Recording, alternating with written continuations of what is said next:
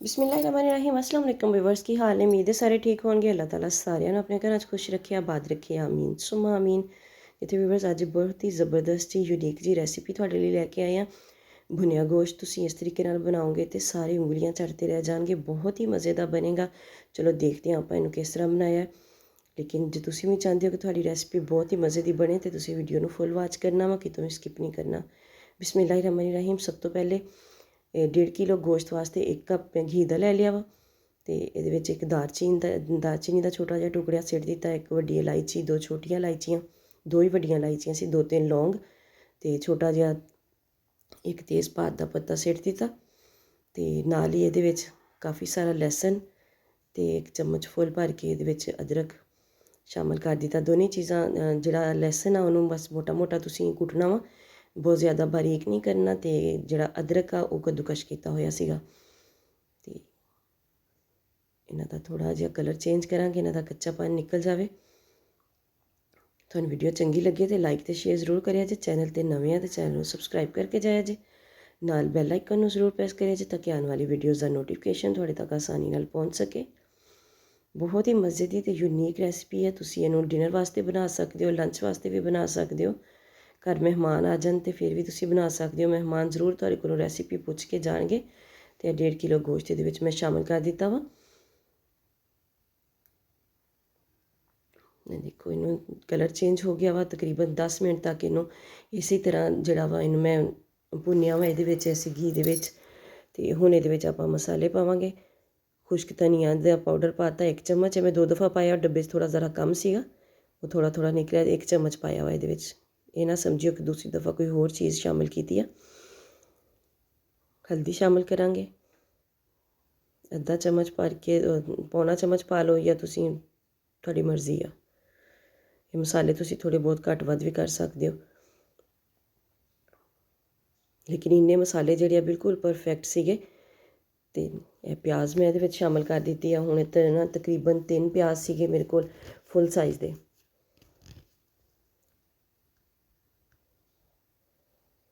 ਸੁਰਖ ਮਿਰਚ ਸ਼ਾਮਿਲ ਕਰਾਂਗੇ 1.5 ਚਮਚ।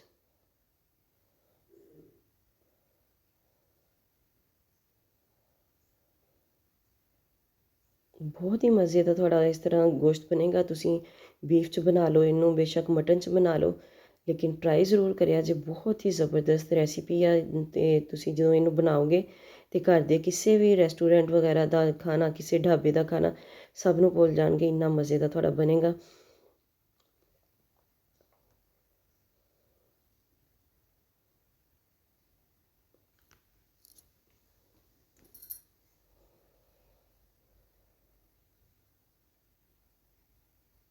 ਨਮਕ ਸ਼ਾਮਿਲ ਕਰ ਦਿਆਂਗੇ 1 ਚਮਚ।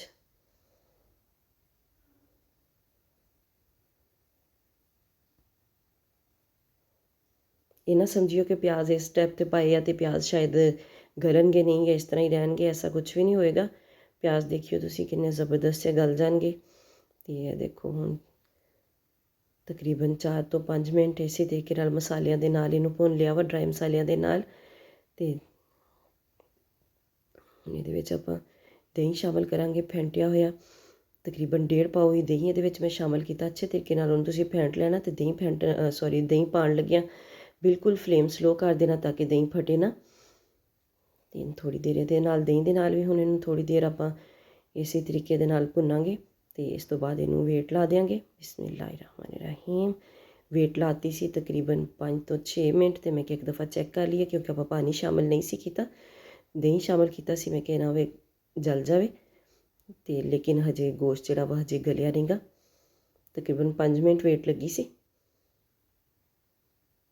ਅਤੇ ਪਿਆਜ਼ ਵੀ ਹਜੇ ਨਹੀਂ ਗਲਿਆ ਅਤੇ ਗੋਸ਼ਤ ਵੀ ਹਜੇ ਨਹੀਂ ਗਲਿਆ। ਅਤੇ ਆਪਾਂ ਇਹਨੂੰ ਦੁਬਾਰਾ ਜਿਹੜੀ ਹੈ ਨਾ ਵੇਟ ਲਾਵਾਂਗੇ। ਸਿਰਫ ਮੈਂ ਚੈੱਕ ਕਰਨ ਵਾਸਤੇ ਇਹਤਿਆਤਨ ਖੋਲ੍ਹਿਆ ਸੀ। ਇਹ ਤਕਰੀਬਨ 15 ਮਿੰਟ ਲਏਗਾ ਅਤੇ ਉਸ ਤੋਂ ਬਾਅਦ ਇਹ ਬਹੁਤ ਅੱਛੇ ਤਰੀਕੇ ਦੇ ਨਾਲ ਗਲ ਜਾਏਗਾ। ਅਤੇ ਪਾਣੀ ਵੀ ਇਹ ਜਿਹੜਾ ਇਹਦੇ ਵਿੱਚ ਆਪਾਂ ਨਹੀਂ ਸ਼ਾਮਿਲ ਕੀਤਾ, ਸਿਰਫ ਦਹੀਂ ਸੀਗਾ, ਅਤੇ ਉਹਦੇ ਵਿੱਚ ਇਹਨੇ ਅੱਛੇ ਤਰੀਕੇ ਨਾਲ ਗਲ ਜਾਣਾ ਵਾ। ਮੈਂ ਦੁਬਾਰਾ ਵੇਟ ਲਾ ਦਿੱਤੀ ਆ। ਅਤੇ ਹੁਣ ਤਕਰੀਬਨ 10 ਮਿੰਟ ਬਾਅਦ ਮੈਂ ਦੁਬਾਰਾ ਇਹਨੂੰ ਖੋਲ੍ਹਿਆ ਅਤੇ ਦੇਖੋ ਮਾਸ਼ਾਅੱਲਾ ਬਹੁਤ ਹੀ ਜ਼ਬਰਦਸਤ ਆ ਗੋਸ਼ਤ ਆਪਣਾ ਗਲ ਗਿਆ ਵਾ। ਇਹ ਦੇਖੋ इतनी ज़बरदस्त खुशबू आ रही है, बहुत ही ज़बरदस्त खुशबू आ रही है। देखो बहुत ही अच्छे तरीके दे नाल बुनाई भी इहदी हो चुकी है।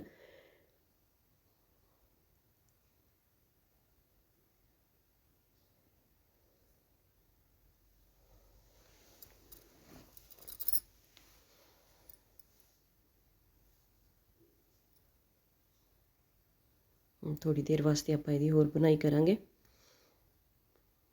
ਤਾਂ ਕਿ ਹੋਰ ਜ਼ਿਆਦਾ ਵਧੀਆ ਜਿਹਾ ਇਹਦੇ ਵਿੱਚ ਟੇਸਟ ਆਵੇ।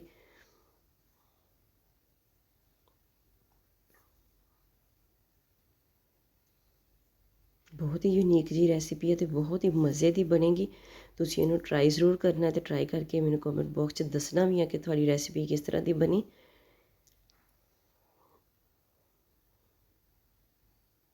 कोई आपां इहदे विच टमाटर वगैरह का इस्तेमाल नहीं किया, सिर्फ वही 1.5 पाउ दही दे नाल ही आपां इहनूं गला लिया वा। पहले आपां पानी भी इहदे विच शामिल नहीं किया सीगा।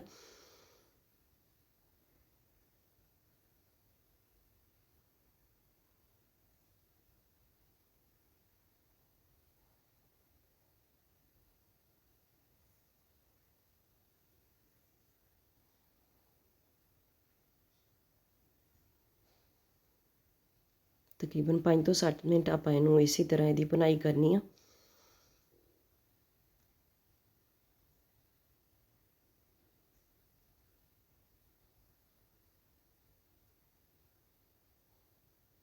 ਉਸ ਤੋਂ ਬਾਅਦ ਇਹਦੇ ਵਿੱਚ 3-4 ਸਬਜ਼ ਮਿਰਚਾਂ ਸ਼ਾਮਿਲ ਕਰ ਦਿਆਂਗੇ, ਨਾਲ ਧਨੀਆ। ਬਿਸਮਿਲ੍ਲਾਹਿਰਰਹਿਮਾਨਿਰਰਹੀਮ।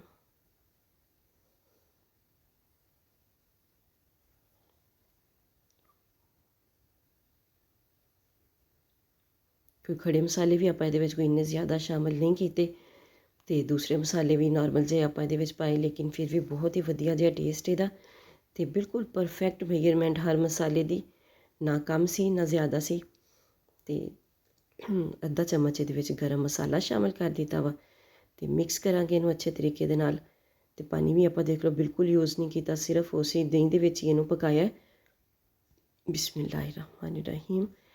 जे तुसीं चाहो तो एंड ते तुसीं इहनूं तकरीबन अद्धा गिलास पानी का भी ला सकदे हो, तुहाडी मर्ज़ी है, लेकिन मैं नहीं लाया, मैनूं बस इस तरह ही पसंद सी ते मैं इस तरह ही इहनूं बना लिया वा। ते देखो माशाल्लाह ज़बरदस्त जी फाइनल लुक, बहुत ही ज़बरदस्त गलिया वा ते बहुत ही ज़बरदस्त इहदी बुनाई भी हो चुकी है ते ज़बरदस्त जिहा टेस्ट भी इहदे विच आ चुकिया वा।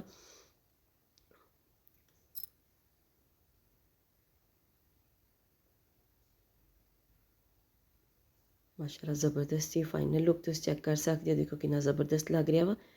तुसीं वीडियो नूं ज़रूर लाइक भी करना वा, इहनूं शेयर भी करना वा ते चैनल ते नवें आ ते चैनल नूं सबसक्राइब भी करना वा ते नाल बैल आइकन नूं ज़रूर प्रेस करिया जे ताकि आने वाली वीडियोज़ दा नोटिफिकेशन तुहाडे तक आसानी नाल पहुँच सके। मिलदे हां किसी नैक्सट वीडियो च, उदों तक लिए अल्लाह हाफिज़।